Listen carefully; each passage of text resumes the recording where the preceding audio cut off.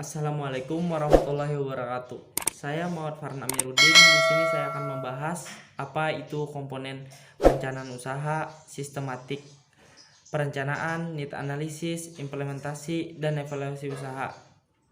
Masuk pembahasan yang pertama, komponen perencanaan usaha. Sebelum masuk komponennya, di sini saya akan membahas perencanaan usaha. Perencanaan usaha adalah keseluruhan proses tentang hal-hal yang akan dikerjakan pada masa yang akan datang dalam rangka mencapai tujuan yang telah ditetapkan. Ada komponen penting yang perlu diperhatikan dalam menyusun perencanaan usaha. Yang pertama, deskripsi usaha.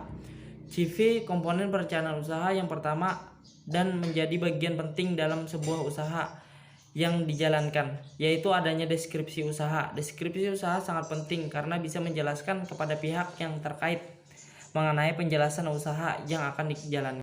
Yang kedua, strategi marketing. Setelah menentukan deskripsi usaha, maka dalam perencanaan usaha yang tidak kalah penting yaitu menentukan strategi pemasaran. Strategi pemasaran meliputi mempelajari kelebihan dan kekurangan produk kompetitornya.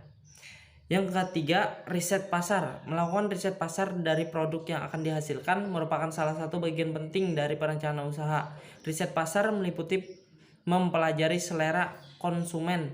Salah satunya dengan demikian produk yang akan dihasilkan dapat mudah diterima oleh pasar. Yang keempat, pemantauan produk. Perencanaan usaha selanjutnya yang tidak kalah penting yaitu pemantauan produk. Seberapa besar produk tersebut dapat diterima di pasaran sehingga dapat diketahui kekurangan produk yang kurang disukai oleh pasar untuk perbaikan. Pembahasan yang kedua, sistematik perencanaan usaha.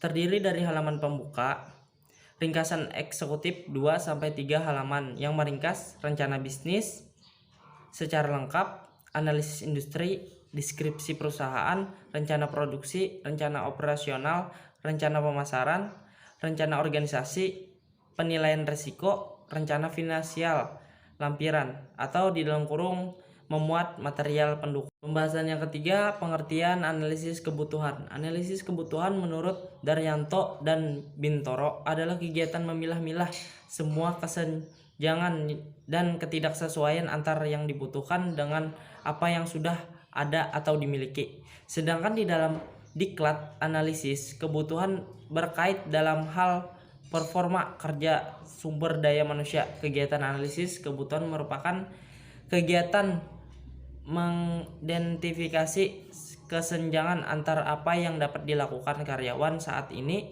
dengan kemampuan yang harus dibutuhkan sesuai tuntutan pekerjaan, terutama kebutuhan pada masa yang akan datang. Yang keempat, implementasi. Langkah berikutnya adalah membuat jadwal yang akan menyebutkan pelaksanaan dan waktu implementasi perencanaan. Tujuan strategi dibagi menjadi tujuan jangka pendek agar setiap orang mengetahui sesuai yang harus dikerjakan. Fokus operasi diarahkan pada materi yang berorientasi efisiensi seperti pengandalian biaya dan laba, dan operasi yang berhubungan dengan aktivitas harian. Pembahasan yang terakhir, evaluasi perencanaan usaha. Perencanaan bisnis harus mempertimbangkan kebutuhan semua pembaca atau evaluator yang potensial dan harus mencerminkan kekuatan dari manajemen dan karyawan produk atau jasa dan sumber-sumber yang tersedia. Dapat banyak cara yang berbeda untuk menyampaikan sebuah rencana bisnis yang berkualitas. Program evaluasi yang direncanakan dengan baik dan jelas harus dikembangkan untuk menemukan kebutuhan-kebutuhan spesifik personil pada bidang-bidang yang berbeda dalam lingkup usaha. Terus melakukan pengembangan bentuk evaluasi yang paling sesuai dengan bidang yang berbentuk karakter usaha. Terima kasih. Cukup sekian penjelasan dari saya. Assalamualaikum warahmatullahi wabarakatuh.